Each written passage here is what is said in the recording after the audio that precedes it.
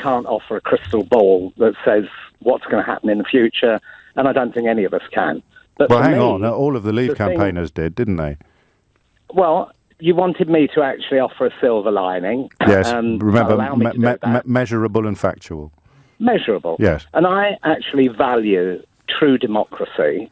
And I think what the silver lining is that we're actually returning to a true democratic situation. Right. Because in Europe, it's actually administered by commissioners that are unelected that actually put their proposals to the Parliament.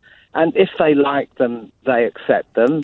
But even if they vote them down, the commissioners still go ahead. Yes. And I think what happened in the Lisbon Treaty in 1975 clearly illustrates that. So what we will come out with... But except it doesn't. And it's not a silver lining for everybody, Jeff. Because, you know, I could sit here now and say to you, remind me who elected Dominic Cummings, the most powerful man in the British government at the moment. We don't know that. If you value of course we do know that. Who elected him? No, we don't know that because what we're actually likely to see elected him, though? Is his advice. His advice who elected could be rejected over HS2, for instance. Who elected him? And the Parliament can reject the advice of the Commission, so your own point just fell apart. No, it doesn't fall apart. But remember, the silver lining has to be something that benefits everybody. Everybody. We have a president of Europe. No. Was she elected? No, she wasn't. No. He was actually a failed German politician. Nobody has elected So her. the silver linings, Jeff, not the things you're angry about, the things that you're looking forward to that everybody else will recognise. What's going to be the improvement to my life, the measurable improvement to my life? I think that in future, when you cast your vote, in whichever way it is, and you might be Labour, you might be Conservative or Liberal Democrat, it will actually be promoting true democracy for our country. Yes. Okay. Now, leaving aside the emotional import of the words that you employ, could you give me an example of something that would prove your point? So something that perhaps has happened to me or to this country that was a direct result of the absence of democracy that you describe.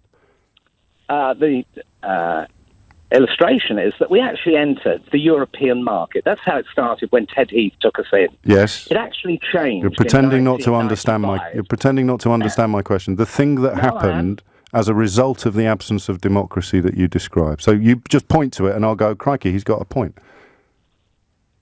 I'm sorry, I'm not understanding the question. Okay, so there is an absence of democracy which prompted your desire to leave the European Union. Yes. What is the best example of the damage done to the United Kingdom by that absence of democracy, Jeff?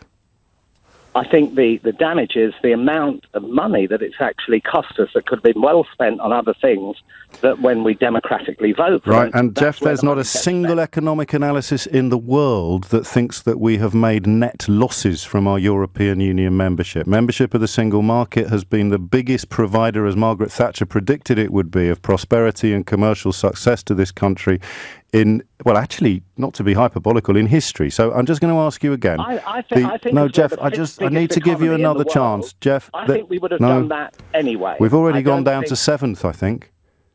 I don't think so. No, but anyway, the absence of democracy is responsible. There are 196 countries in the world. I think to be 7th, that doesn't sound too bad to me either. But 30 seconds ago, you didn't think we'd gone down. I beg your pardon? Yes, I bet you do. Last chance, point at the thing that has been caused by the absence of democracy, because the contributions to the European Union, Jeff, were voted for by our Parliament. So that doesn't count, does it? The absence of democracy caused this bad thing right here, described by Jeff, now. We didn't actually... When Cameron went back and actually had a list of 6 things that he wanted from the European Union, they actually rejected all of them, and he came back. Yes, but that's democracy, Jeff. If one person, of course it is. If it was all right, Jeff. Last chance, mate. Name those 6 things. In Europe. I think I've illustrated it well. I think you're just not being receptive. Jeff, please don't hang up. Jeff, please don't hang up. Please, Jeff, give me one example. I've illustrated examples. You haven't, mate. You need to point at something and say, that's what happens when we don't have democracy. What are you pointing at? What do we have when we don't have democracy? Point at the thing caused by the absence of democracy that our European Union membership entailed. It's your point, not mine. Don't get cross about me about how confused it is. I'm not getting cross. I'm just... So what is it? Look, we've got no democracy and we're getting it back. And the best proof that we didn't have proper democracy is...